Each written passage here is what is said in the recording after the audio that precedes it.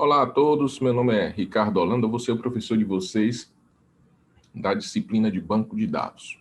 Bem, nesse primeiro vídeo, nós vamos apresentar basicamente duas unidades para vocês. Uma falando sobre conceitos de banco de dados, origem, evolução do banco de dados ao longo do tempo. E a segunda parte falando do modelo de entidade de relacionamento e do processo de normalização.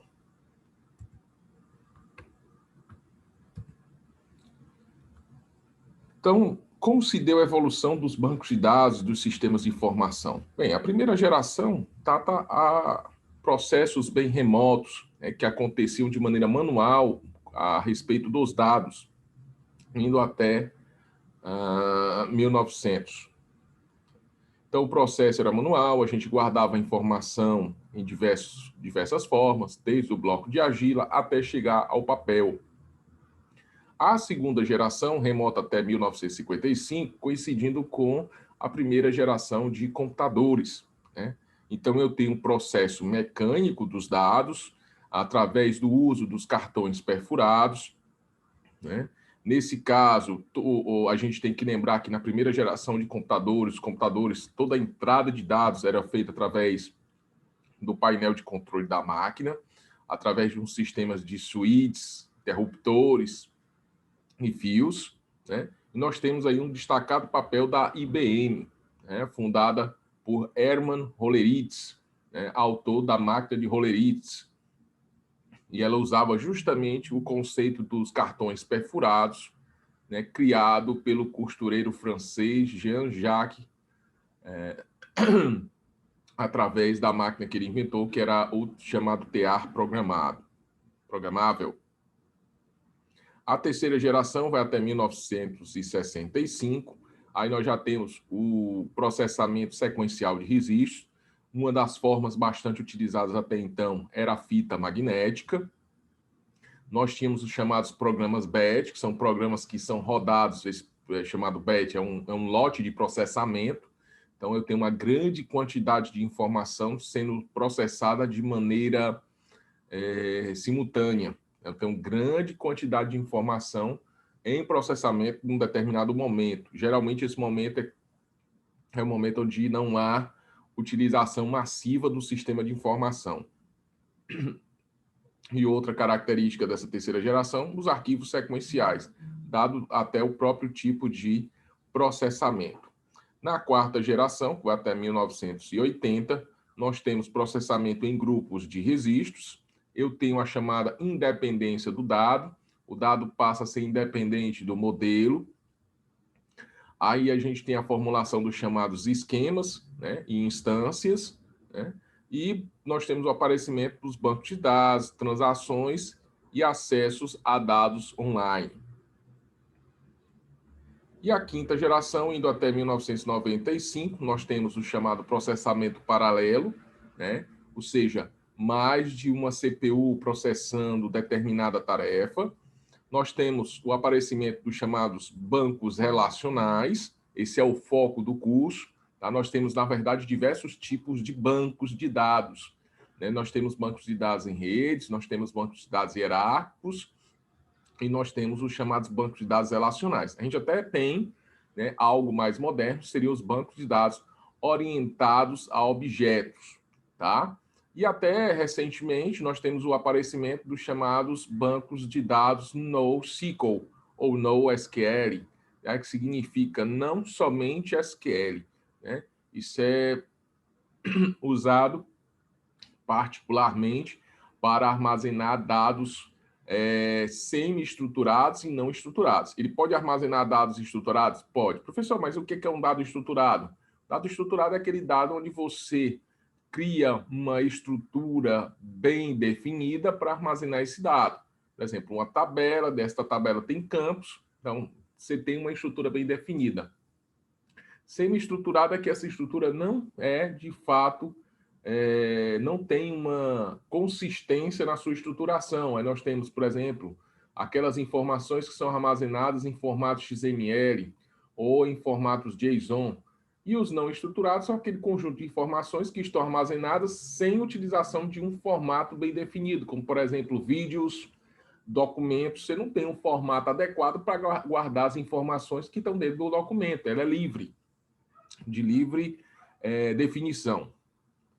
Nós temos ainda na quinta geração as chamadas aplicações cliente-servidor. Do lado você tem alguém que requisita, que é o cliente, do outro lado alguém que fornece o que foi requisitado, que seria o servidor. Na sexta geração, que vai de 95 até os dias atuais, eu tenho diversos tipos de dados, o aparecimento de diversos tipos de dados e o armazenamento adequado desses dados, né, como dados relacionados a imagem, som, vídeo, etc. Né? Nós temos, como eu falei para vocês, os chamados bancos de dados objeto relacional, uma mistura do banco de dados relacional e do banco de dados orientado a objeto, um híbrido, tirando o que é melhor dos dois. Nós temos o aparecimento da computação em nuvem, né? Enfim, nós perpassamos aí todo o processo histórico da evolução dos bancos de dados, mas, enfim, a gente acabou sem definir o que é um banco de dados.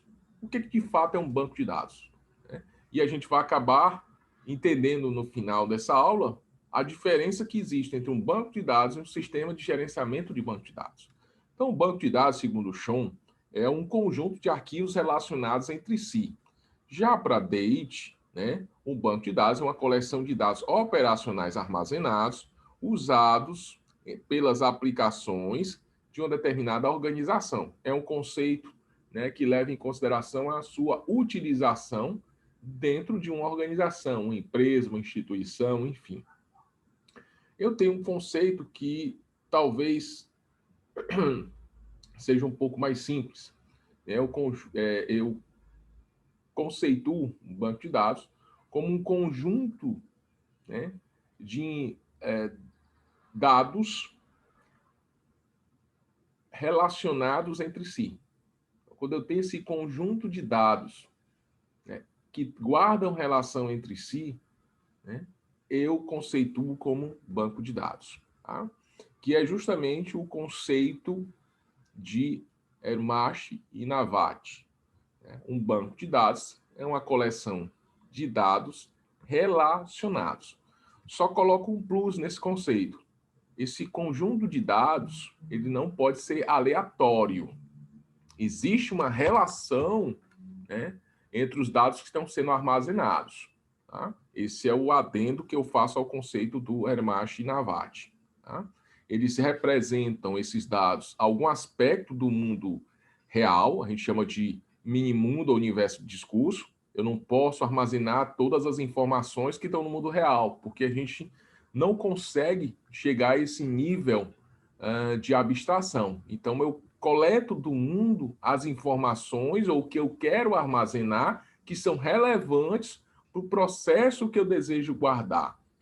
É como se você olhasse uma figura e extraísse da figura de uma imagem aquelas informações que são úteis para retratar a imagem. A imagem em si, a fotografia em si, ela pode guardar uma infinidade de informações, mas quais informações são relevantes?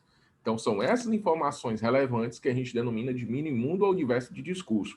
São essas que fazem parte do que eu devo guardar, né, no meu banco de dados. Não vou guardar tudo, eu preciso analisar para guardar aquelas informações que são relevantes para dar subsídio para o meu processo de negócio. Tem que ser logicamente coerente, ou seja, essas informações têm que guardar algum significado, né? E o nosso banco de dados ele vai ser projetado, construído e povoado, né, para uma aplicação específica.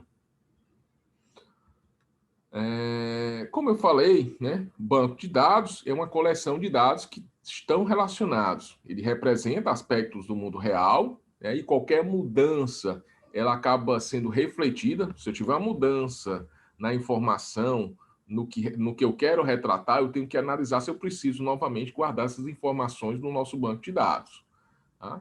É uma coleção lógica e coerente dos dados, né, com algum significado. Não, como eu falei para você, não pode ser uma organização randômica, eu não posso guardar dados aleatórios dentro do meu banco de dados. Dados aleatórios não são considerados, o armazenamento de dados aleatórios não pode ser considerado como um banco de dados. E outra coisa que a gente observou como característica de um BD, ele é porque ele é construído para atender uma finalidade específica, uma proposta específica. Outra coisa interessante é a gente entender que banco de dados não é sistema de gerenciamento de banco de dados, não é o SGBD. Tá? SGBD seria os tipos de banco, né, fornecido pelos seus construtores, como, por exemplo, o Postgres é um SGBD, assim como o SQL Server da Microsoft é um SGBD, assim como o MySQL, assim como o Oracle. Todos esses são sistemas de gerenciamento de banco de dados, ou seja, é uma coleção de programas que vai permitir ao usuário criar e manter o seu banco. Então, o banco, na verdade, é aquele conjunto de informações e estruturas que são relevantes para você guardar os seus dados. Aonde eu vou guardar esses dados, uma vez que eu tenho essa estrutura? Aí eu posso escolher um SGBD. Eu posso escolher, eu vou guardar no Oracle, eu vou guardar no Postgres, eu vou guardar no MySQL. Então, MySQL, Postgres, Oracle são SGBD, são sistemas que gerenciam banco de dados. Eles têm características que facilitam esse processo de construção, armazenamento e manutenção do banco de dados. Tá? E, novamente, é uma coleção de programas, não é um programa só.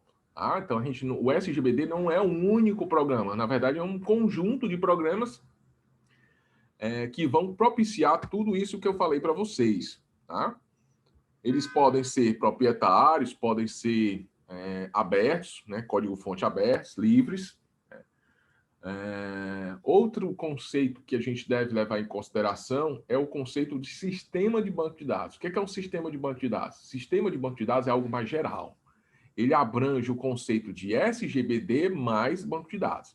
Então, quando a gente tem um banco de dados dentro de um SGBD, a gente pode denominar esse conjunto SGBD mais banco ou mais bancos de sistemas de bancos de dados. Tá? Então, guardem esses três conceitos, que são peças fundamentais para o entendimento de banco de dados.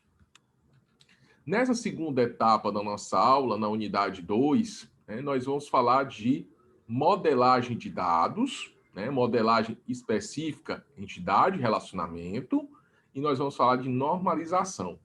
A gente vai falar de modelagem de dados só a entidade e relacionamento. E, na verdade, essa modelagem ela é uma das 3 modelagens do processo de construção de um banco. Ela é a primeira modelagem, chamada modelagem lógica. A gente ainda tem a modelagem... Desculpa, acabei errando. Na verdade, ela é a modelagem conceitual. Depois disso, a gente ainda tem a modelagem lógica e depois a modelagem física. Então, a modelagem conceitual é a entidade de relacionamento para banco de dados relacionais. Como o foco dessa disciplina está vinculado a banco de dados relacionais, esse é o melhor modelo, é o modelo mais utilizado para o propósito da modelagem conceitual. Tá? Se eu estivesse trabalhando com outro paradigma, o paradigma orientado a objeto, a gente não iria usar o modelo de entidade de relacionamento. Provavelmente, nós iríamos usar modelos relacionados à orientação a objeto, tá? Como modelo de classe, né? Que seria mais adequado para trabalhar com bancos de dados orientados a objeto. Tá? Então, nós vamos focar aqui essa parte do curso em falar da modelagem conceitual para bancos de dados relacionais, cujo modelo mais utilizado é o modelo de entidade de relacionamento. Depois nós vamos falar do processo de normalização. Então, a modelagem de dados, o que ela é? Na verdade, ela é um processo pelo qual você planeja ou você projeta a sua base de dados, o seu banco de dados. A intenção aqui é que você consiga, ao final, construir um banco de dados consistente, né? O que é um banco de dados consistente? É um banco de dados no qual você vai exigir, por exemplo, menos espaço de armazenamento e vai aproveitar o máximo possível os recursos do seu sistema de gerenciamento de banco de dados. Então, a modelagem de dados, ela, na verdade, é uma das etapas do ciclo de desenvolvimento de um sistema de banco de dados. É uma das, ou seja, você não constrói um banco de dados só com modelagem. Só com a modelagem de entidade de relacionamento? Não, ela é uma das etapas. Faz parte. é a principal? Eu não posso nem dizer que ela é a principal, mas sem ela eu não consigo avançar para as demais. Então, quais são essas etapas, né? Bom, para poder realizar a modelagem, a gente primeiro precisa fazer um levantamento de requisito. Aquele levantamento onde você vai obter do cliente, né, a sua necessidade. No caso aqui do banco de dados, eu vou saber quais são as informações que são relevantes dentro do contexto de negócio dele. O que ele precisa armazenar de informação? Vocês têm que levar em consideração que a informação, a realidade, na verdade, ela é complexa. Então, eu preciso registrar da realidade aquele conjunto de informações, dados, que eu preciso armazenar no meu banco de dados. Eu não preciso armazenar tudo. O que é relevante eu armazenar? O que o meu cliente precisa? Então, eu vou, através disso, montar o meu universo de discurso, o meu mini-mundo. Tá? Então, eu preciso guardar essas informações. É a primeira etapa do processo do ciclo de desenvolvimento de um banco de dados. Quais são as informações que são relevantes? Então, primeira etapa, levantar o requisito. Segunda etapa, uma vez que você saiba quais são os dados que você vai manipular, você deve analisar como representar esses dados, né? E o relacionamento que existe entre esses dados, né? Através de um modelo. Nesse caso, a gente entra justamente na etapa de desenvolvimento do modelo conceitual, aqui através do nosso modelo de entidade de relacionamento.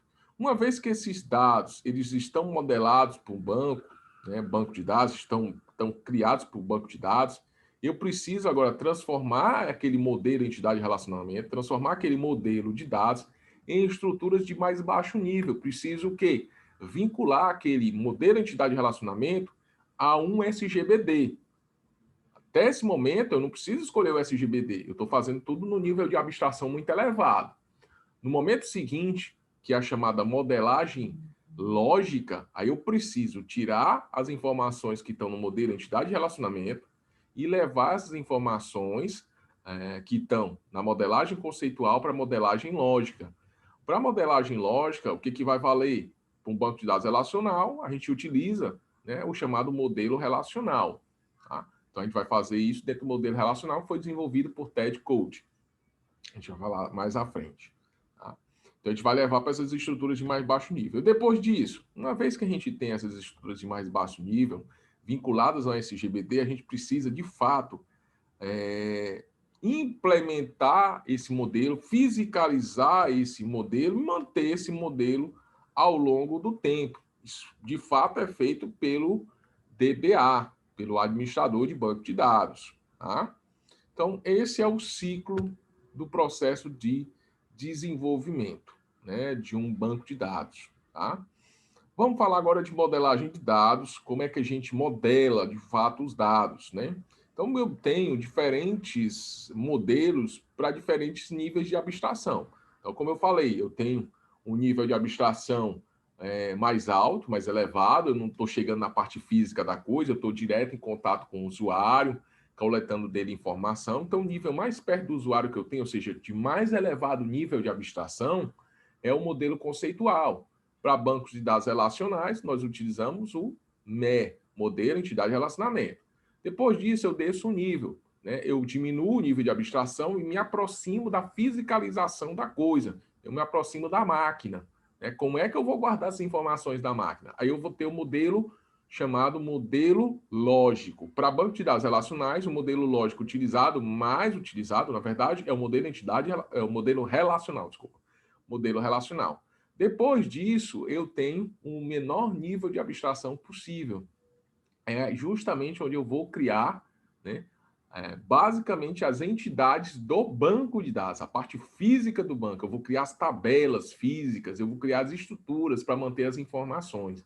Nesse momento aqui, eu tenho o chamado modelo físico, né? Ou seja, eu vou criar realmente a estrutura dentro do SGBD, criar os índices, criar as tabelas, criar as funções, triggers, enfim. Eu vou criar e manter as informações dentro do banco de dados. Tá? Então, o que nos interessa aqui nessa unidade é justamente o modelo conceitual que faz parte, né, a primeira etapa de modelagem de dados. É uma descrição, como eu falei, mais abstrata da realidade. Né? Ele é utilizado para o entendimento, para a transmissão e validação dos conceitos. Você pode até conversar com o cliente usando o modelo que você vai projetar, porque está muito próximo da realidade dele. Você não vai poder usar, por exemplo, o modelo seguinte, o modelo relacional, para conversar direto com o cliente, a não ser que o seu cliente, do outro lado, seja alguém também da parte técnica, né? Um analista de sistemas que possa conversar no mesmo nível, né, de entendimento. Tá? Então, nesse caso, você pode utilizar o seu modelo. Como eu falei para vocês, o modelo entidade e relacionamento é um modelo conceitual, então ele independe de implementação, ele não está vinculado ao teu SGBD. Tá? Isso aqui também eu já tinha exposto, né? O nosso modelo é o modelo entidade e relacionamento, o modelo conceitual que nós vamos adotar, porque os nossos bancos de dados são relacionais. Pessoal, por que o senhor não fala de banco de dados orientado a objeto? Porque é algo que não ainda tem muita utilização. Nós temos banco de dados orientados a objeto, né, como o Jasmine, mas a gente não, de fato, não tem muita utilização desse tipo de banco de dados na prática. Então, o que o mercado utiliza? Banco de dados relacionais. Portanto, o nosso foco é ele. Tá? Então, como eu falei, o modelo lógico, ele representa os dados, né, em alguma estrutura, nesse caso, uma estrutura lógica, e que independe do... Desculpa, o modelo lógico ele já depende do SGBD. O modelo conceitual não, o modelo lógico já depende do SGBD. Né? Portanto, eu tenho que, nesse momento, já ter a escolha do SGBD. Eu sei o que eu quero, já fiz a modelagem conceitual, eu preciso agora escolher o SGBD, porque na hora que eu faço essa escolha, eu começo a vincular, né, a transformar o meu modelo conceitual no meu modelo lógico e dizer quais são as estruturas que vão dar suporte àquele modelo conceitual que eu havia projetado. Tá? E o modelo físico, enfim, né, é o modelo de mais baixo nível. Aqui eu já vou verificar as estruturas físicas que vão dar suporte àqueles meus dados que vão ser armazenados. Todos esses modelos, pessoal, que eu falei para vocês, na verdade, são visões com nível de profundidade diferente para os mesmos dados. É como se eu estivesse olhando, por exemplo, um mapa e desse um zoom ou afastasse o zoom desse mapa.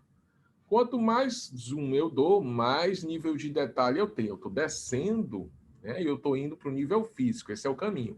Quanto mais longe do mapa, quanto menos zoom eu dou, mais abstração eu tenho do mapa. Eu não consigo ver as estruturas em detalhes. Eu vejo o mapa de uma maneira menos detalhada. Então, eu me aproximo mais da realidade, digamos assim, do usuário.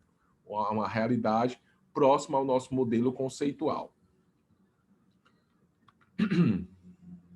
Vamos, então, adentrar no modelo entidade e relacionamento. Esse modelo, como eu falei para vocês, ele foi definido por Peter Chen e ele é baseado na teoria relacional criada por Code em 70. Tá? Ele armazena... ele é um modelo, de fato, mais utilizado, mais difundido para modelagem de dados de bancos relacionais. Então, para iniciar o nosso projeto conceitual do banco de dados, né, eu primeiro, como eu já falei, preciso definir qual é o problema que eu quero resolver e fazer esse levantamento com o nosso cliente, definindo as fronteiras, quais são as informações que são úteis que eu quero modelar.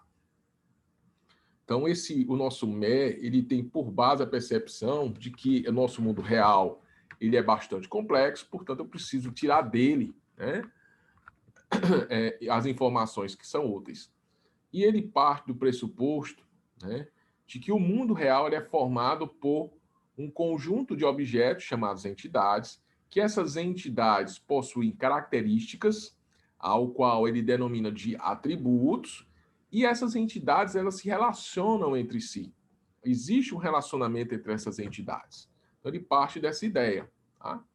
E aí nós vamos falar aqui, né, montamos de uma maneira geral, que nós temos 3 pontos fundamentais quando a gente vai falar de modelo, entidade e relacionamento. São os atributos, relacionamentos e as entidades. É interessante a gente frisar que o modelo, entidade e relacionamento, ele é um modelo gráfico.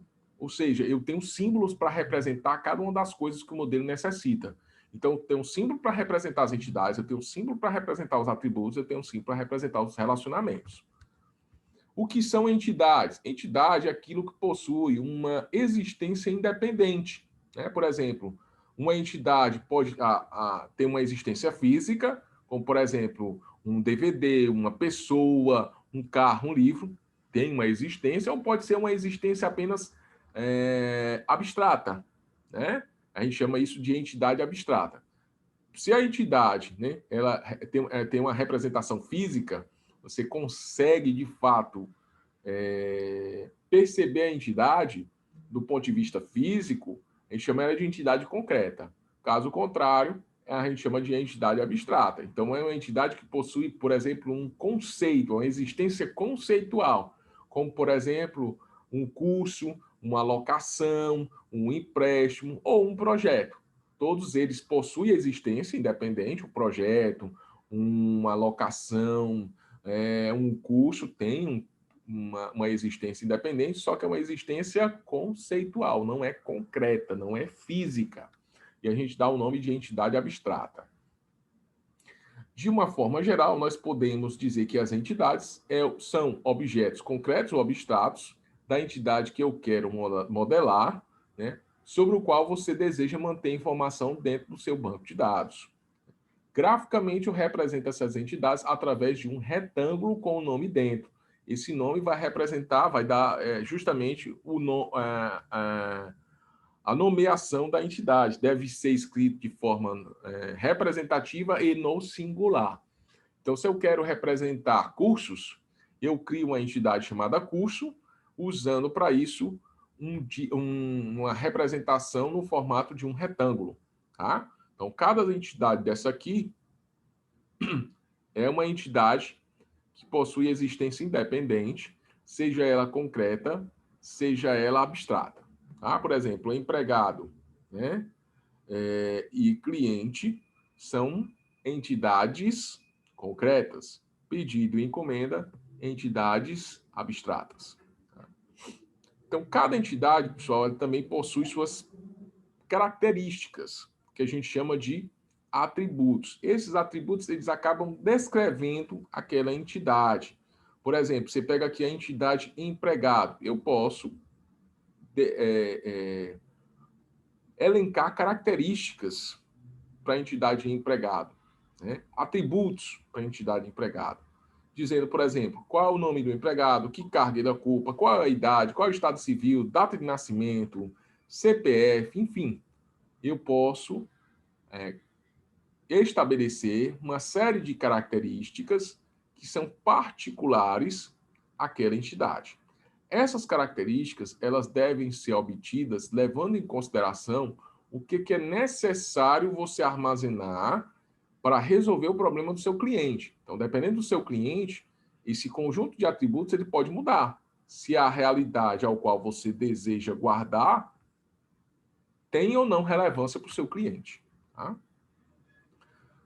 Então, por exemplo, uma entidade particular terá para cada um dos seus atributos um valor diferente, que a gente chama de instância. Por exemplo, o nome do empregado podia ser Maria, o cargo que ele ocupa, secretária, a idade 31 e o estado civil solteira. Um outro empregado vai ter esse conjunto de atributos diferente. Eu vou ter uma instância desses atributos diferentes para um outro empregado. Como eu falei, as informações, os atributos, eles vão depender da entidade que você quer modelar.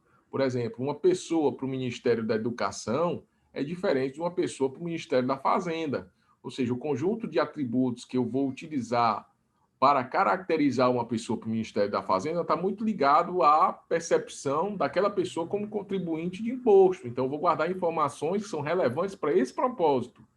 Enquanto uma pessoa para o Ministério da Educação, eu penso na necessidade de guardar a escolaridade, informações que sejam úteis para atender esse processo inerente ao Ministério da Educação. O Ministério da Educação não está muito preocupado sobre a percepção do contribuinte de imposto, mas sim a percepção relacionada ao processo educacional. O que é informação relevante para o processo educacional?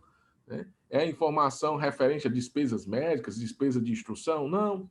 Eu estou muito interessado no nível de escolaridade, talvez até na faixa etária, no nível de renda, que pode contribuir também, afetar o nível de escolaridade. Não estou interessado a quanto você gastou com despesa médica. Não, porque esse não é o propósito para atender a necessidade do meu cliente. Então, Dependendo da necessidade do cliente, você vai obter, né, vai elencar atributos diferentes para aquela entidade. Tá? Tipos de entidade, pessoal, nós temos, na verdade, né, dois tipos de entidades, tá? Entidades do tipo forte e entidades do tipo fraca. Tá? A entidade do tipo forte, pessoal, é aquela entidade onde a existência dela não depende de uma outra entidade. Ela existe por si só, ela é completa, ela não precisa de atributos vindos de outra entidade. Ela por si só existe. Por exemplo, a entidade aluno é primária porque eu posso identificar. Os seus atributos são próprios dela. Eu não preciso pegar emprestado atributos de outra entidade para ela existir. Tá? Já as entidades, aqui eu tenho uma representação da entidade chamada aluno e os seus atributos, matrícula, nome, sexo. Já uma entidade fraca ou entidade dependente, aí não, essa entidade, ela depende da existência de uma outra entidade, ela não faz sentido ela existir, né, sozinha. Tá? Vou dar um exemplo aqui. Né? Eu não consigo, então, ter a existência dela, ela sempre depende da existência de uma outra entidade que a gente denomina de forte. Então, é uma relação dicotômica entre entidade forte e entidade fraca. A entidade fraca só existe em consequência da entidade forte. Tá? A entidade forte existe, independente de existir ou não a entidade fraca. Professor, e esse conceito de entidade forte e entidade fraca é só assim? Não, ele é relativo. Você tem que olhar como é que essas entidades estão se relacionando para definir quando é que uma é forte e quando é que uma é fraca. Tá? Então, eu posso, inclusive, ter numa relação uma entidade que é forte, e quando eu pego essa entidade e analiso ela numa outra relação, dentro do mesmo modelo, ela pode se tornar fraca. Por quê? Porque ela pode depender de uma outra entidade, que é denominada de entidade forte. Então, a entidade, esse conceito forte e fraca, depende da relação ao qual ela está sendo associada. Por exemplo, a entidade dependente. Vamos supor que você tem uma entidade chamada empregado e uma entidade chamada dependente do empregado. O empregado, ele existe por si só. Por quê? Porque não necessariamente o empregado tem dependente. Pode ser que ele não tenha nenhum dependente. Agora, se eu falo, eu tenho uma entidade chamada dependentes, são dependentes do empregado, não faz sentido eu ter a entidade dependente sem ter um vínculo com a entidade empregado. Por quê? Porque aquela entidade dependente são entidades, né, relacionadas a algum empregado. Por exemplo, eu cadastrei as minhas filhas como minhas dependentes. Eu sou o empregado e elas são dependentes de mim. Não faz sentido existir esse registro das entidades dependentes. Por exemplo, minhas filhas eu cadastro como numa entidade dependente, mas não existe relação nenhuma com a entidade empregada. Não faz sentido eu guardar esse tipo de informação. Qual é o sentido de eu guardar dependentes que não seja estar relacionado com o empregado? Os dependentes de um empregado. E aí, esse sentido que a gente fala de entidade fraca ou entidade dependente. Tá? Então, aqui, a outra coisa interessante, a entidade forte ela é representada por um retângulo simples. E a entidade dependente ela é representada por um triângulo de borda dupla. Então, se vocês virem um retângulo de borda dupla, ela representa uma entidade fraca, tá? Como eu falei, né, a gente tem que tomar cuidado com isso, porque isso pode variar, tá? Pode variar. Nesse cenário aqui, tem um aluno, e aqui o aproveitamento é uma entidade fraca. Mas, professor, você acabou de dizer para mim que uma entidade fraca seria caracterizada quando ela tivesse um retângulo com a borda dupla. Sim, mas imagine o seguinte, né? Eu posso, como eu falei para vocês, ter uma dependência disso com relação aos relacionamentos. Então, quando a entidade está se relacionando com outra entidade, ela pode estar, desculpa, figurando como entidade forte, e para uma outra entidade figurar como fraca. Então, não é uma boa coisa a gente só levar em consideração o retângulo de borda dupla. E aí existe uma outra forma de representar, que seria através da ligação que existe entre as entidades. Então, eu tenho a entidade aluno, que está relacionada com a entidade aproveitamento. Se vocês verificarem, aqui eu tenho uma ligação entre as duas entidades. Veja que nessa primeira ligação, a linha é simples. Na segunda ligação, a linha é dupla. Isso aqui representa que nesse relacionamento aluno-aproveitamento, aluno é uma entidade forte, só tem um, e aproveitamento é uma entidade fraca, já que eu tenho duas linhas no relacionamento. A mesma coisa aqui, entidade forte, só tem uma linha, né? E aqui eu tenho uma entidade fraca, aproveitamento também com relação à disciplina, é uma entidade fraca, porque eu tenho duas linhas para fazer isso. Isso acaba facilitando a nossa vida, né? Porque a gente não vai passar mais a olhar a dupla borda do retângulo, passar a olhar a dupla borda do relacionamento, a dupla linha do relacionamento. Vamos falar um pouquinho de atributos. O que são atributos? Atributos são características, né, de uma entidade, né?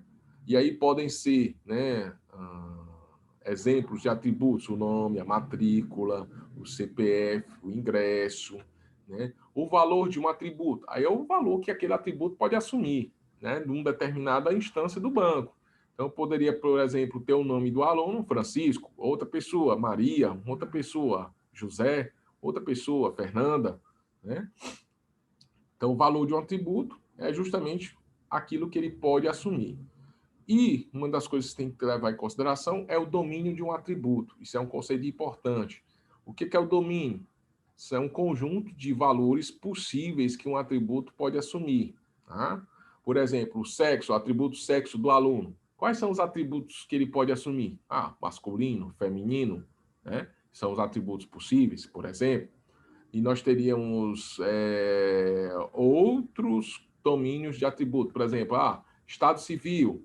Quais são os conjuntos de valores possíveis que esse atributo, estado civil, pode assumir? Casado, solteiro, divorciado, viúvo, união estável. Esse é o domínio do atributo estado civil, ou seja, o conjunto de valores que aquele atributo pode assumir. Você pode estar se perguntando: professor, mas isso vale para qualquer atributo? Sim, para qualquer atributo. Professor, e como é que eu faria com o nome? O nome você vai ter também, né, o domínio do atributo. Por exemplo, na hora que você define que esse nome ele vai estar armazenado num determinado tipo de dado com um determinado tamanho. Então, vamos lá. Ele vai estar armazenado numa estrutura de banco de dados com tipo varchar, para armazenar caracteres, de tamanho 50. O que você está dizendo para o banco, né? Banco, olha, eu só aceito, né, a combinação de caracteres aqui dentro do nome até um tamanho 50. Você está restringindo o que é que você pode armazenar ali, ou seja, ali não pode ter uma data, ali não pode ter um número, um valor numérico, expresso como número, né? E você diz, só cabe 50. Então, de fato, você está criando um domínio para o seu atributo. Os atributos, pessoal, eles também podem ser caracterizados como únicos, não únicos e obrigatório. Porque com o atributo único é aquele que tem um valor diferente para o atributo, ou seja, matrícula do aluno. Eu não posso ter duas matrículas iguais para alunos diferentes. Ela é única. A mesma coisa acontece com o CPF, por exemplo. O CPF é um atributo único. Eu não posso ter duas pessoas com o mesmo valor de atributo para o atributo CPF. Ou seja, eu não posso ter ninguém com dois valores idênticos para o atributo CPF. Eu não posso ter duas matrículas iguais para alunos diferentes. Por quê? Porque matrícula eu poderia colocar como sendo um atributo único. Não único é que permite repetição. Por exemplo, data de nascimento. Não posso ter dois alunos que nasceram no mesmo dia. Normal de acontecer, né? Então, a gente chama isso de atributo não único. E eu tenho ainda o chamado atributo obrigatório. O que é um atributo obrigatório? Você é necessário fornecer algum valor para aquele atributo. Não confundir o valor obrigatório com único. O único quer dizer o seguinte: se eu fornecer, não pode ter ninguém igual. E o obrigatório, eu tenho a necessidade de fornecer esse atributo. Por exemplo, eu vou criar uma estrutura de banco de dados chamada aluno. E eu digo, olha, um dos atributos que eu vou ter para a entidade aluno é o nome. É incoerente eu criar, né, uma instância do meu banco de dados cujo nome do aluno não foi preenchido. Não faz sentido eu armazenar a informação de aluno sem ter o nome do aluno preenchido. Isso a gente diz que esse atributo é obrigatório, né? Os atributos ainda podem ser classificados como simples, compostos, monovalorados, multivalorados, derivados e nulos. Um atributo simples é aquele que não pode ser mais dividido, não cabe divisão. Por exemplo, o CPF, eu não consigo fragmentar o CPF em algo menor, levando em consideração a composição daqueles números, tá? Talvez até faça sentido lá para a Receita Federal, porque aqueles números eles têm uma certa relação entre si, cada posição daquela.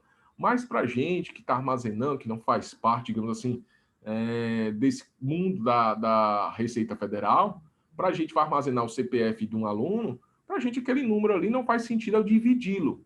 Então, um atributo simples é aquele atributo que eu não cabe divisão, tá? Já um atributo composto é aquele atributo onde eu posso ainda dividir o atributo em atributos mais simples. Eu posso pegar aquele atributo composto, dividir em atributos simples, todos simples, ou simples e compostos, ou em mais de um atributo composto. Por exemplo, eu pego o atributo endereço. Aí no endereço eu estou armazenando dentro dele o tipo do logradouro, o nome do logradouro, o número, né, do endereço. Eu armazeno dentro, às vezes, o bairro, a cidade, o estado. Esse atributo é composto, eu tenho uma grande coleção de coisas lá dentro que eu podia o quê? Separar, dividir, colocar cada coisinha dessa armazenada num atributo mais simples. Você precisa, ó, tá aqui o tipo de logradouro, tá aqui o nome do logradouro, é um campo, tá aqui o número, né, do endereço é outro campo, o bairro é outro campo, a cidade é outro campo, o estado da federação é outro campo. É até melhor que se faça isso, por quê? Porque se eu armazenar tudo num único campo, um campo composto, vai ficar difícil depois eu fazer pesquisas. Por exemplo, eu quero pesquisar todo mundo que é do bairro Lagoa Redonda, vamos supor. Aí, se eu colocar todo mundo como atributo composto, pode ser que esse termo Lagoa Redonda apareça como nome de rua. E aí eu queria só tirar aquilo que fosse bairro. Como é que eu vou fazer isso hoje? Né? Por exemplo, eu quero tirar todo mundo que é do estado do Ceará. Se eu tiver um atributo composto, tiver todo mundo lá dentro, como é que eu vou saber? Porque vai aparecer a rua Ceará, vai aparecer bairro, que pode ser um bairro chamado Ceará, e vai aparecer o estado do Ceará. Então eu vou ter um grande problema. Por isso, o melhor é não criar atributos compostos e sim criar atributos simples. Tá? Outra coisa são os atributos monovalorados, são atributos que possuem apenas um valor por entidade, né? Por exemplo, o atributo CPF é só um CPF por cliente, tá? Só um CPF por aluno. Então, você só tem um valor possível para guardar dentro daquele atributo. Tá? Já os atributos multivalorados, ele permite eu guardar vários atributos lá dentro. Por exemplo, eu tenho um atributo telefone. É como se eu tivesse um único atributo chamado telefone, e ali dentro era possível guardar o telefone residencial, o telefone comercial, o celular. A pessoa é para guardar um por vez? Não, eu estou guardando vários ao mesmo tempo dentro desse campo. Aí você pode estar pensando, pessoal, isso não é possível. Isso não é possível dentro de bancos de dados relacionais, porque faz parte do conceito do banco de dados relacional não existir atributos multivalorados. Mas, por exemplo, para bancos de dados hierárquicos, é possível guardar sim. Tá? Por exemplo, o Adabase é um banco de dados hierárquico e ele permite você criar atributos multivalorados.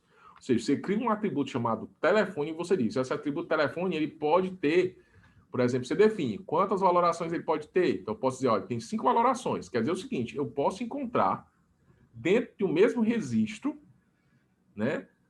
Naquele atributo eu posso encontrar 5 telefones diferentes, como se eu tivesse uma gavetinha ali, né? Eu puxasse aqui, deixa eu ver aqui os telefones desse cara e visse tudo dentro do mesmo registro.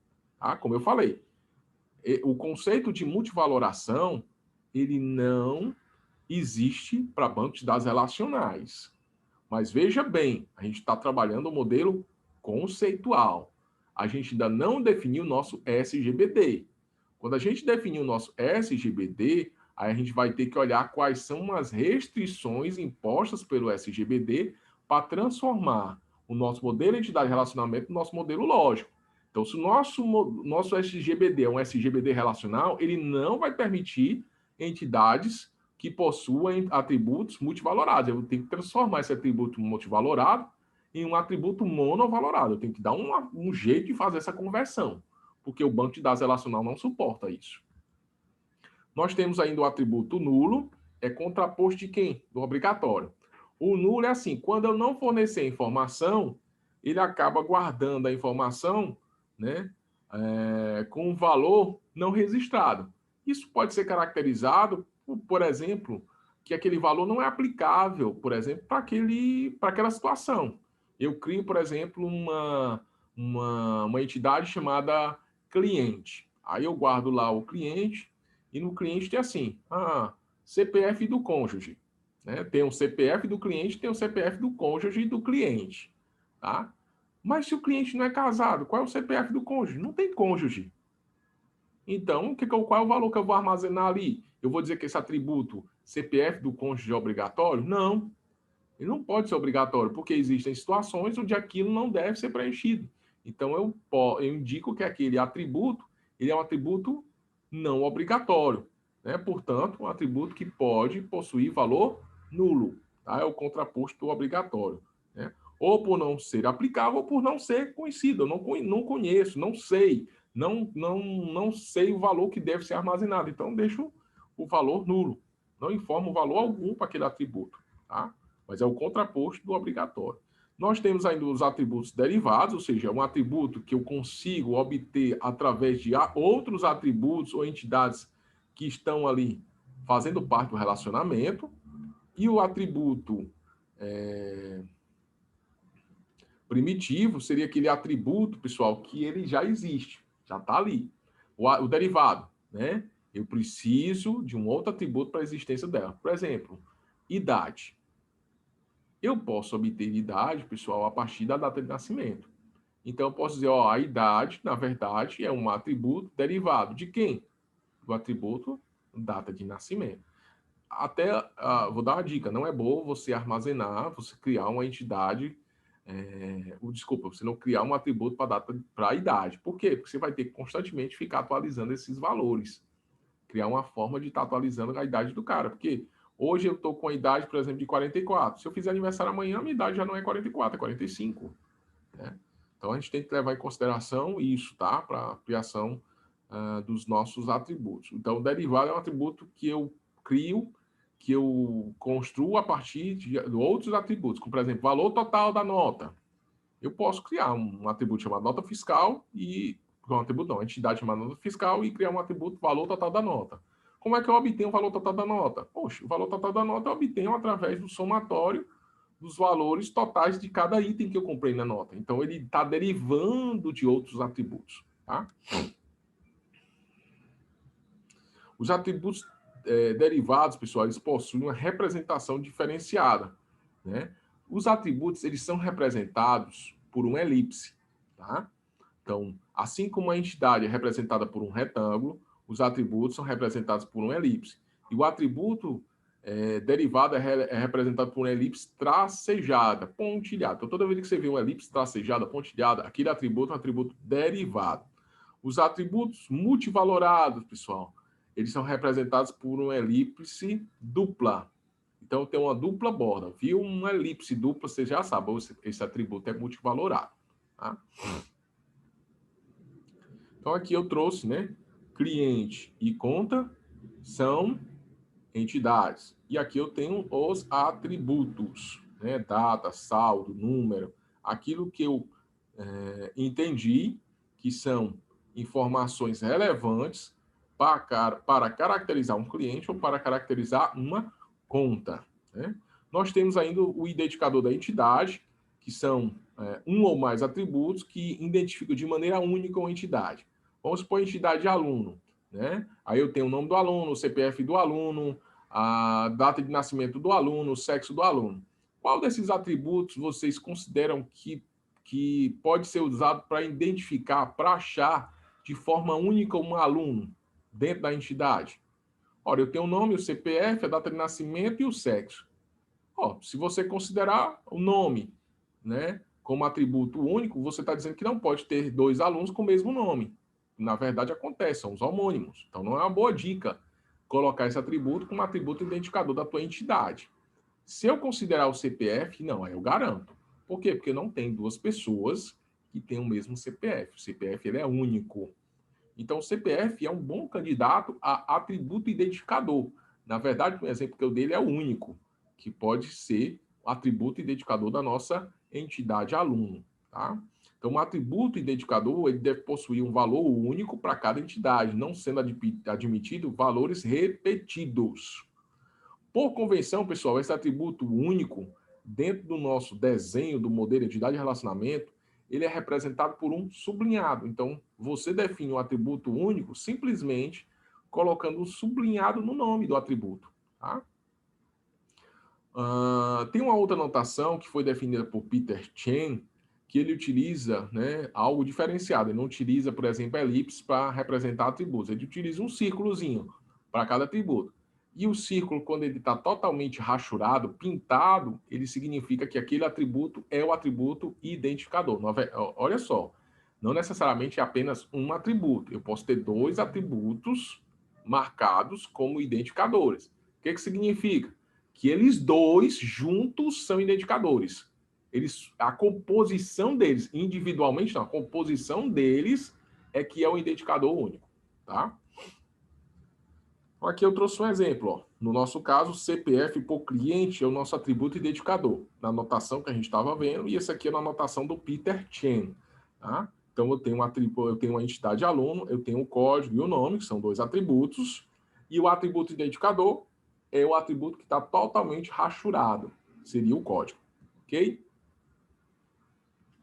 Aqui eu tenho o que a gente chama de atributo identificador composto. É a composição, é a junção de dois atributos que vão caracterizar o atributo identificador. Tá? Então, nesse caso, eu tenho uma prateleira, né? E para eu achar a capacidade dessa prateleira, eu preciso dizer qual é o corredor e qual é o armário. Se eu disser só o armário, eu não consigo achar a prateleira. Se eu disser só o corredor, eu não consigo achar a prateleira. Eu tenho que dizer o corredor e o armário para achar a prateleira. Então, é os dois juntos que vão formar a identificação. Então, na prática, você verá que a maioria dos MES não apresenta todos os atributos. Por quê? Uma questão simples, pessoal. Na hora que eu expando o meu MES, que eu construo o meu MES, eu vou ter digamos assim, eu vou ter algo que vai poluir graficamente o meu desenho. O que a maioria faz? Esconde alguns atributos e deixa esses atributos ocultos. E na hora que a pessoa precisa de um nível de detalhe, ela expande. É só para não sobrecarregar graficamente o MER, tá? Outra coisa interessante, fechando aqui modelagem de dados, tem a ver com relacionamento. A gente chama de relacionamento, associação entre duas ou entre uma entidade e ela mesma, que a gente chama de autorrelacionamento. Então, posso ter uma entidade se relacionando a ela mesma. Quando eu tiver isso, eu chamo de autorrelacionamento. Então, a associação entre duas entidades eu chamo de relacionamento, né? Em outras palavras, são funções que vão mapear o conjunto de instâncias de uma entidade e uma outra entidade. Dá um exemplo, né? Departamento emprega funcionário. Esse emprega aí é justamente a relação que existe entre departamento e funcionário, onde departamento é uma entidade, funcionário é outra entidade. Tá? Elas são ligadas através desse emprega. O emprega, né, é o relacionamento. No modelo entidade-relacionamento, o relacionamento ele tem um desenho próprio para ele, é representado por um losango. Né? E dentro do losango você coloca lá uma palavra que melhor representa o relacionamento. Tá?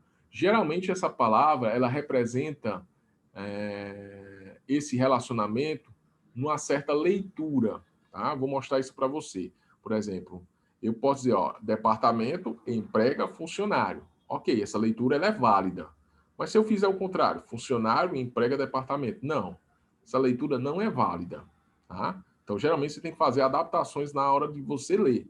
Né? Ou seja, a leitura faz sentido de cima para baixo, mas de baixo para cima já não faz. Então, você tem que olhar para o diagrama e ver qual é o significado, qual é a palavrinha que você vai colocar ali dentro. Essa palavra geralmente é um verbo, né, que você coloca para dar significado, tá? Então, se eu fizer a leitura contrária, na verdade eu tenho que fazer uma adaptação. Funcionário é empregado do departamento. Agora faz sentido, tá? Então, geralmente a gente até coloca uma setinha indicando como deve ser feita essa leitura, justamente para indicar para a pessoa que vai ler qual o sentido da leitura, tá? E que ela vai ter que fazer a adaptação no sentido oposto. Tá?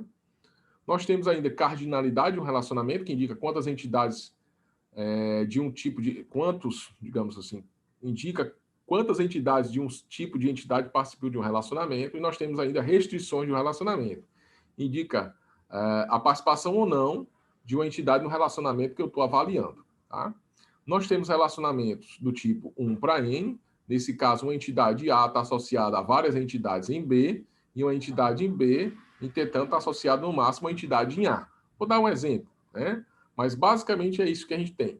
Eu tenho uma entidade em A que está associada em várias em B, e em B só tem uma associação para A.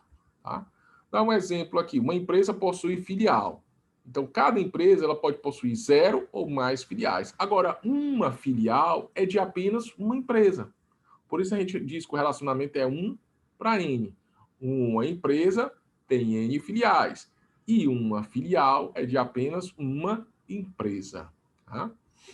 E é dessa forma que a gente representa, né? Ou seja, eu faço a leitura. Uma empresa, coloca aqui o símbolo, uma empresa possui N filiais. Aí eu boto aqui de novo. Uma filial possui uma empresa. Tá? A gente tem que ler dessa forma, ok? Eu leio colocando um sempre no começo. Uma empresa, não leve em consideração um nessa leitura, tá? Uma empresa possui, agora, N filiais. Boto de novo um aqui. Uma filial possui uma empresa. Está dizendo o seguinte, uma empresa pode ter N filiais, inclusive nenhuma filial. Esse N ele pode representar o 0, ou pode representar múltiplas, várias. Né? E o oposto é o seguinte, uma filial ele pertence apenas a uma única empresa. Uma única empresa. Se eu tiver filial, ela é de apenas uma empresa. Tá? É isso que esse relacionamento está dizendo para a gente. Nós temos ainda o relacionamento 1 para 1, quer dizer que a participação da entidade A e entidade B é de no máximo uma. Tá? É o que está sendo mostrado, né, aqui nesses conjuntos. Ou seja, A1 está relacionado apenas a B1, A2 está relacionado apenas a B2 e vice-versa. Tá? Exemplo, né, uma pessoa tem apenas uma certidão de óbito. Aquela pessoa que faleceu, a pessoa vai receber uma certidão de óbito. A pessoa que eu falo é, aquele indivíduo possui, né, vai possuir no futuro apenas a certidão de óbito referente ao óbito dela. Então, eu não posso ter uma pessoa recebendo vários certidões de óbito. Essa pessoa não morreu várias vezes. Estou levando em consideração, né, o mundo, digamos assim, normal, natural, não é falcatrua, né? Então, uma pessoa só morre uma vez. Então, uma certidão de óbito só pertence a uma pessoa. E uma pessoa vai possuir, no máximo, uma certidão de óbito. Essa é a leitura que a gente faz, tá certo? E nós temos ainda os chamados relacionamentos M para N ou N para N, tanto faz, tá? No qual uma entidade em A está associada a várias entidades em B e uma entidade em B está associada a várias entidades em A. A gente chama de relacionamentos N para N ou M para N, tá? Algo desse tipo, pessoal. Vou dar um exemplo para vocês, né? O aluno cursa disciplina. Então, um aluno pode cursar N disciplinas. Pode cursar nenhuma, está cursando nenhuma disciplina, ou pode cursar mais de uma. Ou uma ou mais de uma. E uma disciplina é cursada por nenhum aluno, ela foi oferecida e não está sendo cursada por ninguém, pode estar sendo cursada por um, ou pode estar sendo cursada por vários. Então, esse relacionamento a gente chama de N para N, ou M para N. Vamos entrar agora no processo de normalização, pessoal. Uma vez que a gente construa lá o nosso modelo, entidade de relacionamento, depois derive ele para o modelo lógico, né, para depois fisicalizar, e antes de fisicalizar, lembre-se, eu preciso verificar se aquele modelo, aquele esquema que eu construí, aquele modelo bonitinho que eu vou criar o banco, se ele é um modelo bom. Aquilo será que é um bom modelo? É um bom esquema? Guarda a informação da forma correta? Então tem que primeiro saber, né? Será que isso é bom? Mas o que é um bom esquema? Como é que eu sei se ele é bom ou não? Né? Então eu tenho que verificar, né, se as informações elas podem ser acessadas de maneira eficiente, né? Se elas estão armazenadas e se podem ser acessadas de maneira eficiente.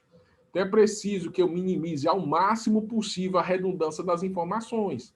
Eu não posso ter informação redundante? Pode, mas você tem que minimizar o máximo possível.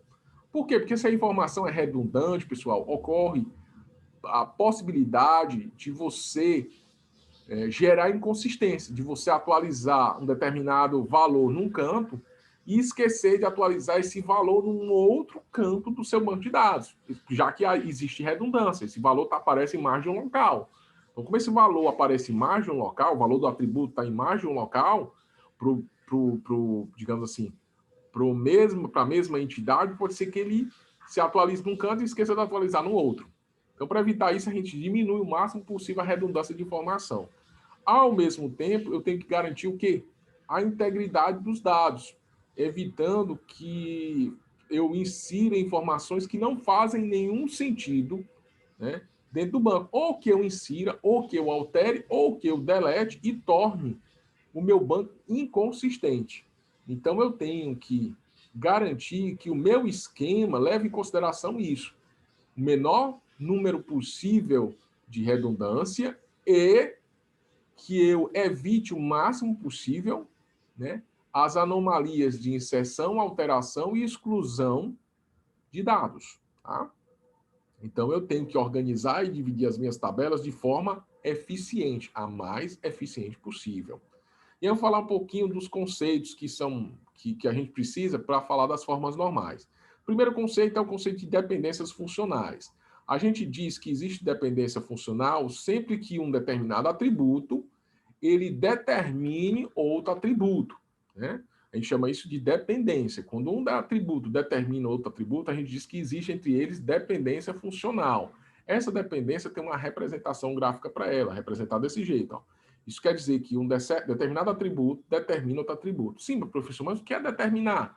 Determinar significa que se eu te der o valor do atributo X, você é capaz de encontrar de maneira inequívoca, ou seja, sem erros, qual é o valor que está contido num certo atributo, né, nesse caso Y. Por exemplo, vou considerar que eu tenho, né, uma entidade, né, que eu guarde entidades, né, por exemplo, o atributo cidade, né, e que eu não tenha cidades homônimas no Brasil. Vamos levar isso em consideração. Então, eu não tenho cidades com o mesmo nome. Então, se eu te der o nome de uma cidade, você é capaz, por exemplo, de identificar de maneira única em que estado aquela cidade está, já que eu não tenho duas cidades, por exemplo, no nosso exemplo, né? Duas cidades com o mesmo nome. Então, se eu disser, Fortaleza, você de cara vai saber, opa, Fortaleza, como não tem outra entidade, outro valor presente em outro estado, eu sei qual estado está relacionado à entidade. Então, você pode dizer que se eu te der a cidade, você encontra o estado. Se eu levar em consideração esse mesmo requisito que eu passei, que não existem estados com o mesmo nome no nosso país, se eu te der o estado, tu encontra no mundo, né? Países com o mesmo nome de estados no mundo. Então, se eu te der um estado, você é capaz de identificar de maneira, desculpa, única qual é o país. Né? Então, o estado determina o país, né? Assim como a cidade determina o estado. A gente chama isso de dependência funcional. Então, a dependência funcional é caracterizada pela existência de campos de uma determinada tabela relacional, cuja ocorrência de valores está associada a valores que são preenchidos em outros campos da mesma tabela. Tá? Exemplo, na tabela empregado, se eu te der o CPF do empregado, você consegue achar de forma única o nome. Por quê? Porque o nome determina de maneira única, o CPF determina de maneira única o campo nome. Se eu te der o CPF, você me diz o nome. A não ser que o CPF não existe, que você vai dizer, ó, não existe o nome. Não tem ninguém com esse CPF. Mas se eu te der o CPF, você consegue encontrar o nome da pessoa. Agora, se eu te der o nome, você consegue encontrar o CPF?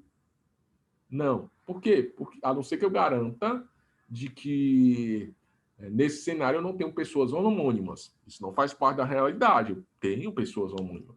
Então, se eu lhe der o nome, você não consegue encontrar de forma única o CPF. Existe a possibilidade de você voltar duas, né, ou mais pessoas com o mesmo nome, indicando CPFs diferentes. Então, a relação de dependência é justamente isso. Eu te dou um atributo e esse atributo é capaz de determinar de forma única um outro atributo. Tá? Que seria representado de uma maneira de teoria do conjunto dessa forma, o conjunto dos CPFs e o conjunto dos nomes. Se eu te der um CPF, você encontra um único nome do outro lado. Tá?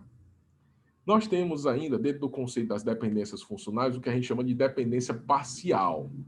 Novamente, eu estou falando disso para poder falar das formas normais. Então, dependência parcial, ela ocorre toda a vida que há existência de chave primária composta. Então, se a minha chave primária é composta, como é que a chave primária é composta? Quando ela é composta de mais de um atributo, ou seja, a chave primária, ela não é simples, ela é composta de mais de um atributo. Nesse cenário aqui, da nossa tabelinha, eu tenho o CPF do empregado e o código do projeto formando a chave. Então, a chave primária da tabela são esses dois campos. Atenção, pessoal, para não cometer uma gafe feia. Uma tabela só tem uma chave primária. Essa chave ela pode ser simples ou composta. Aqui, nessa tabela, eu não tenho duas chaves primárias, eu tenho uma chave primária que ela é composta. Tá? Então, a dependência parcial, pré-requisito dela é que exista chave primária composta. Tá? Se tem chave primária composta, aí a gente pode verificar a dependência parcial. Se eu não tenho chave primária composta, a minha chave primária é simples, não tenho por que estar olhando dependência parcial. A dependência aí é total. Tá? E o que é a dependência parcial? É quando os atributos não chave, por exemplo, nome, projeto, horas trabalhadas, eles dependem não da chave primária toda, da composição, mas apenas de parte da chave. Por exemplo, se eu olhar aqui o nome do projeto, eu sou capaz de determinar o nome de um projeto não olhando o CPF e código do projeto, os dois juntos. Se eu olhar só o código do projeto, eu sou capaz de determinar o nome. Aí a gente diz que nome do projeto, né, ele é dependente parcial de código do projeto. Então, esse cara aqui depende apenas de parte da chave, não da chave toda. Então, esse cara aqui, ó, ele tem dependência parcial, tá? Assim como o empregado. Para eu determinar o nome do empregado, eu não preciso olhar a chave toda. CPF do empregado e código do projeto. Basta olhar o código do empregado. Então, o nome do empregado, ele depende apenas de parte da chave. Então, esse cara aqui tem dependência parcial em relação ao CPF. Então, o CPF do empregado determina o nome do empregado. Se eu olhar as horas trabalhadas, não. Aí não. Aí a dependência é total. Esse campo aqui depende totalmente dos dois campos, da chave primária completa dessa tabela. Por quê? Para eu determinar as horas trabalhadas, eu tenho que saber qual foi o empregado e em que projeto ele trabalhou, para eu saber quantas horas ele trabalhou naquele projeto. Certo? Então, nesse caso, horas trabalhadas não tem dependência parcial. Ele tem dependência total, ou seja, ele depende de toda a chave primária. Tá? Lembrando, dependência parcial só existe quando a chave primária é composta. Não tem o que falar em dependência parcial se a chave, não é se a chave primária é simples. Tá? Nós temos ainda a dependência transitiva. A dependência transitiva é quando eu sou capaz de determinar, de criar uma dependência de um atributo que não é chave. Né? Aqui eu explicito bem isso, né? Por exemplo, A é a chave primária, A determina B, A determina C. Mas eu sou capaz de determinar C também a partir de B, e B não faz parte da chave. Então, eu digo que B né, que C tem dependência transitiva de B. Tá? Então, quando eu vou olhar dependência transitiva, eu não vou mais olhar a chave, eu vou olhar os atributos que não fazem parte da chave e verificar se existe uma relação de determinância entre os atributos que não fazem parte da chave. O ideal é não existir. Se existir, eu digo que ali tem dependência transitiva. Tá? Exemplo aqui, ó. Tem um código do pedido, eu tenho a data, situação, CPF e nome do cliente. De cara, eu digo que não tem dependência parcial. Por quê? Porque a chave primária é simples. Tá? Mas será que existe dependência transitiva? Na dependência transitiva, eu nem olho a chave. Eu olho os atributos que não são chave. E eu vou olhar se existe uma relação de dependência, de determinância e dependência entre esses atributos. O que eu vou ter que fazer? Verificar, né? Eu olho aqui, peraí, a data do pedido determina a situação do pedido? Se eu te der uma data, tu é capaz de dizer a situação? Ou o oposto, se eu te der a situação, tu é capaz de dizer a data? Não, então não tem relação entre esses dois. E eu vou fazendo esses comparativos, né, um a um. Aí eu chego nessa relação. Peraí, se eu te der o CPF, tu sabe o nome do cliente? Opa, sabe. Então o CPF está determinando o nome do cliente. Né? Então eu tenho o quê? Uma dependência transitiva. Eu tenho um atributo não chave determinando outro atributo não chave. Eu tenho dependência transitiva aqui. Tá? Por que a gente está falando disso? Para poder falar das formas normais. Tá? Então, a normalização, né, ela está baseada justamente na dependência multivalorada. Tá? Ela foi proposta aí em Code desenvolveu uma série de estudos para eliminar essa anomalia, e desses esforços que ele fez, surgiram duas principais coisas. O modelo relacional foi criado por Code e o processo de normalização. Então, normalização é um processo, né, na qual eu submeto um esquema a uma série de regrinhas, para que essas regras, na verdade, são testes, para certificar que aquele esquema passou naqueles testes. Então, são testes sequenciais. Eu faço o primeiro teste, passou, eu passo para o segundo teste, passou, eu passo para o terceiro teste. Eu não vou fazer o terceiro teste sem ter feito o segundo, eu não vou fazer o segundo sem ter feito o primeiro. Uma vez que ele passa para o primeiro teste, aí que eu evoluo, vou para o segundo, vou para o terceiro. A gente chama esses testes de formas normais, tá? Então, a normalização ela pode ser vista como um processo de análise de determinados esquemas de relações com base nas suas dependências funcionais, sejam elas parciais ou transitivas. Por isso que eu falei para vocês no começo, é bom a gente entender dependência parcial, dependência transitiva, porque vai fazer parte dos processos, tá? O objetivo principal é minimizar a redundância e, né, minimizar as anomalias de inserção, alteração e exclusão de registros. Professor, e quando ele não passar no teste? Ah, quando ele não passar no teste, quando uma tabela não atende a um requisito formal, o que eu vou fazer? Eu vou ter que redesenhar aquele esquema. Ou seja, eu vou recriar o meu modelo. Eu vou ter que dar um jeito de fazer com que ele passe no meu teste. Então, eu utilizo o esquema da chamada projeção. O que é a projeção?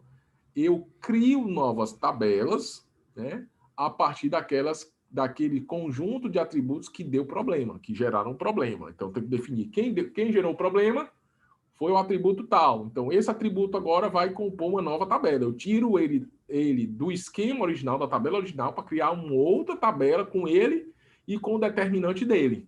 Tá? E aí, esse é o processo que a gente vai aprender na primeira, segunda e terceira forma normal. Lembrando, né, a gente tem ainda a quarta forma, a quinta forma, e nós temos uma forma restritiva para a terceira forma normal, que é chamada forma normal de Bayes Code. Nós vamos ficar até a terceira forma normal aqui, tá, pessoal? Então, como eu falei, o objetivo aqui é garantir a integridade dos dados. Então, o Code ele propôs inicialmente 3 formas: primeira, segunda, terceira. Depois, ele identificou uma forma mais forte com o Bayes, né, chamada de forma normal de Bayes Code, FNBC, ou BCNF em inglês. Tá? E, posteriormente, né, ainda foi descrita a quarta e a quinta forma normal, tá? Que tem a ver com multivaloração. A gente não vai abordar aqui, nem vamos abordar a forma normal de Bayes Code, tá? Então, a primeira forma normal. Para um esquema estar na primeira forma normal, ele só tem que atender 2 requisitos. Todos os seus atributos têm que ser simples e atômicos. Professor, é simples assim? É simples assim. Eu não posso ter atributo multivalorado e eu devo evitar o máximo possível atributos compostos. Então, se eu tenho um atributo composto, eu derivo e crio os atributos simples. Se eu tenho um atributo multivalorado no meu esquema, eu tenho que transformar esse atributo multivalorado, né? Porque não, como a gente está trabalhando com esquemas relacionais, o banco não suporta atributos multivalorados. Eu tenho que arranjar uma forma de não ter mais o atributo multivalorado. Tem que transformar esse cara do outro lado. Uma vez que você garanta isso, você determina que aquele banco ele está na primeira forma normal. Exemplo que eu vou dar para vocês: a relação paciente, relação matrícula aluno. Na relação paciente, eu tenho aqui, ó, chave primária, CPF, o nome, tipo sanguíneo, grau de lente.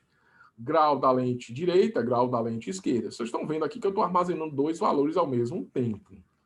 Né? Então, se eu olhar aqui e vislumbrar, eu posso dizer, peraí, professor, mas aqui eu posso dizer que isso aqui é um atributo, por exemplo, multivalorado, ou posso levar até em consideração que esse atributo aqui é um atributo composto. Então, não está na primeira forma normal, porque não é para ter atributo composto, é um atributo multivalorado. Exatamente. Então, tem que ter um jeito nisso. A mesma coisa aqui, ó. Os cursos que uma certa pessoa fez. Eu estou inventando de guardar tudo no mesmo campo. Então, o banco de relacionação, não faça isso. Isso não deve existir. Né? Isso fura a primeira forma normal. Tá? Então, como é que eu ajeito isso? Se o meu atributo é composto, pessoal, basta eu decompor. Eu criar atributo simples, eu resolvo isso rápido. Então, eu boto aqui, por exemplo, naquele caso dos graus de lente, eu crio um campo chamado grau de lente esquerdo, grau de lente direito. Agora, todos os meus atributos são simples. Beleza, professor, resolvido o problema, resolveu. Então, esse cara aqui todinho já passou na primeira forma normal. Né? E quando eu tenho atributos multivalorados? Peraí, aí nós temos duas situações. Né? Se você tem um atributo multivalorado, vamos dar uma analisada no problema. A quantidade da multivaloração é pequena e é conhecida, ou seja, lá eu tenho uma quantidade de cursos. No máximo, eu vou ter 3 cursos. E essa quantidade ela é conhecida, no máximo 3. Tá? Eu conheço. Então, o que eu posso fazer? Eu crio o campo curso 1, curso 2, curso 3. Resolvi o problema para esse cenário. Só que se eu tiver multivaloração, onde eu não sei a quantidade, onde essa quantidade é muito grande, eu não vou resolver dessa forma. Criar campos separados para cada curso. O melhor seria o quê? Eu criar uma outra tabela para armazenar o curso. Então, quem está causando o meu problema aqui é justamente a coluna do curso. Eu tenho 3 cursos, ora eu vou ter 5, ora eu não vou ter nenhum, ora eu posso ter 20. Então, é um número muito grande e desconhecido para a gente. Então, não cabe aqui eu criar campos para cada um. O que eu vou fazer? Crio uma tabela onde eu vou jogar para lá o campo que está causando o problema. Qual campo está causando o problema? O campo de curso. Só que é o seguinte, cara, eu tinha uma tabela original que tinha lá o CPF, o nome do aluno e os cursos. E eu vou ter agora uma tabela que não vai ter mais os cursos lá. Ok, não vai ter mais os cursos. Eu tenho uma tabela que vai ter os cursos. Só que esses cursos estão relacionados a quem? A algum aluno. Então, eu preciso criar uma relação entre essas duas tabelas. Então, não é só tirar, projetar, arrancar para fora o campo que está causando um problema. Beleza, esse campo não vai mais para a tabela original, mas eu tenho que levar junto dele quem? Também um atributo identificador. Quem está determinando esse campo de curso? Quem está determinando esse campo de curso é o CPF. Então, vai fazer parte da nova tabela o CPF também. Professor, e o CPF na tabela original? Permanece, não está causando um problema. Eu só arranco de lá quem está causando um problema. Tá? E eu levo junto para essa tabela nova o determinante que é para poder manter a relação entre as duas tabelas.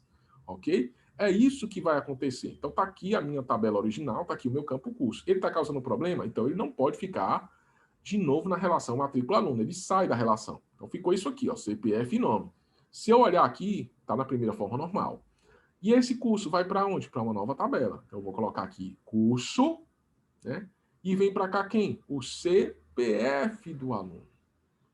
Olha só o que aconteceu. E curso passou a ser primário key. Porque se eu deixar só o CPF, eu não poderia, por exemplo, colocar o aluno 1, 2, 3, 4, 5, programador, o aluno 1, 2, 3, 4, 5, arquiteto. Lembra? A chave primária ela tem que ser única na tabela. Única e não nula. Não posso ter repetição de valor. Então, se eu deixar só CPF, ia ser uma chave primária simples. E aí ia ter repetição. Não pode. Como agora a chave primária é formada de CPF e curso, sim, eu posso. Então, esse caso aqui, ó, tem o mesmo cara com 2 cursos diferentes. Resolvi o problema, resolvi. Você pode submeter isso aqui à primeira forma, ele vai passar. Pode submeter isso aqui à primeira forma, ele vai passar. Primeira forma atendida. Vamos para a segunda forma normal. Como é que funciona? Primeira coisa, você tem que verificar. Está na primeira forma normal o esquema? Tá. Se não tiver, vai primeiro ajeitar a primeira forma normal. Você não vai fazer a segunda forma normal se o esquema ainda está na... se não atendeu a primeira forma. Então, o primeiro requisito está na primeira forma? Tá. Aí eu vou verificar o seguinte. Existe dependência parcial? Se não existir dependência parcial, está na segunda forma. Se existir dependência parcial, não está na segunda forma. Então, olha só, um esquema para estar na segunda forma normal, ele tem que estar na primeira forma normal, ótimo, e não pode possuir dependência parcial. Negócio interessante, né? Não pode ter dependência parcial. O que eu quero dizer? Que os atributos não chave não podem depender de parte da chave. Então, uma condição, até para verificar a dependência parcial é, eu tenho chave primária na minha tabela? O professor não tem. Então, olha só, o que pode acontecer? Eu estou na primeira forma normal e a minha chave primária da tabela é simples. Então, sua tabela já está na segunda forma normal. Seu esquema já está na segunda forma normal. Por quê? Porque não vai ter condição de existir dependência parcial aí. A dependência parcial tem um pré-requisito, que a chave primária da sua tabela seja composta. Se a chave primária da sua tabela não é composta, não tem dependência parcial. Beleza? Pessoal, e quando acontecer, eu tenho que arrancar o atributo que está causando problema, levar para outra tabela e trabalhar com esse cara na outra tabela. Né? Vamos olhar esse caso aqui. Ó. A gente já sabe, já viu que tem dependência parcial aqui.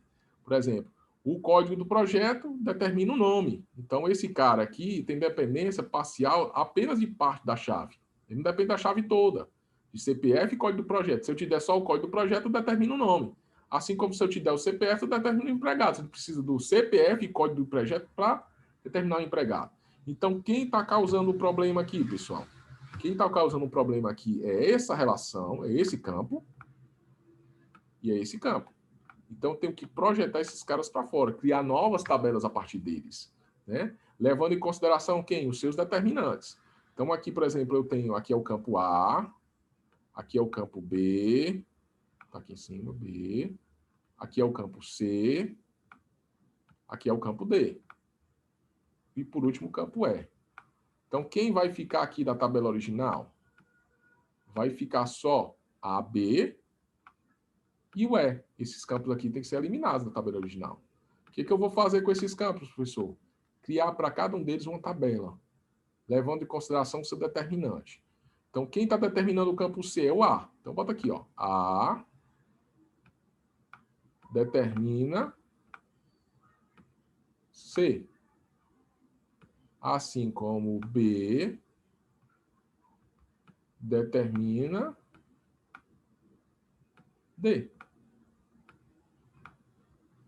Quem está causando problema sai. Esses caras saem da tabela original. Aqui são as novas tabelas que você vai criar. Então, você vai criar uma tabela onde vai ter, né, os campos A e B. A está determinando CA. Então, A é primary key da sua tabela. Então, A vem para cá, da sua tabela. Ela é primary key. E vem também o campo C. E para outra tabela lá vai vir os campos B e D, onde B é o campo determinante e C é um campo comum da tabela, não é determinante. Então, no final disso aqui, eu vou ter 3 tabelas, certo? E aí eu posso aplicar de novo a forma normal e a gente vai entender que já atendeu a segunda forma normal. Esse processo é explicado aqui, pessoal. Tudo que eu fiz foi explicado aqui, nesses slides, tá? Então, para a segunda forma normal, eu teria esse esquema dessa forma, né? Ou seja, esse esquema aqui não está na segunda forma normal e eu criaria a partir dele 3 tabelas novas, ó.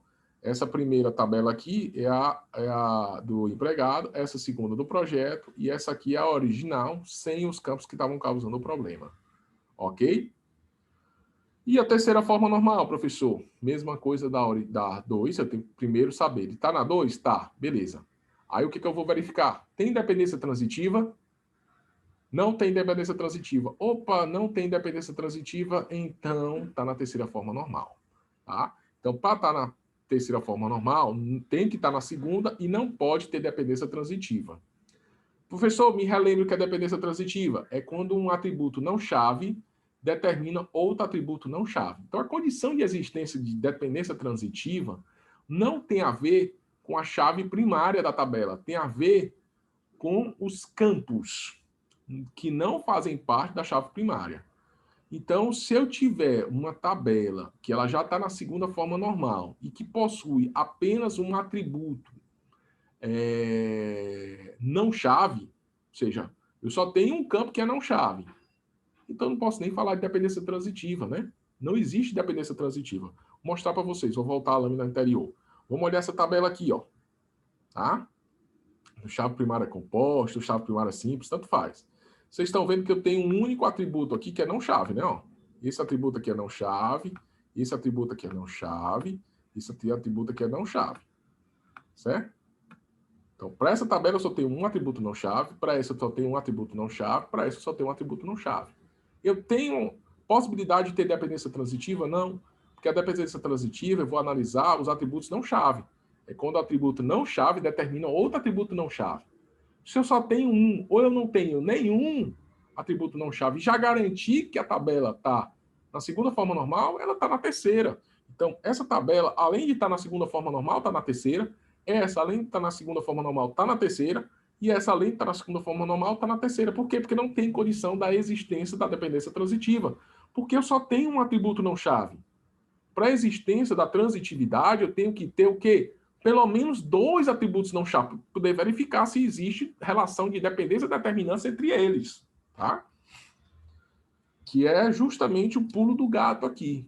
Se você verificar que a sua tabela não tem campo não chave, ou tem apenas um, e se garantir que está na segunda forma normal, automaticamente está na terceira. Tá? Então, vamos olhar essa relação aqui. Ó. Então, olha só. Como eu falei para vocês, na terceira forma normal, você não olha o campo chave.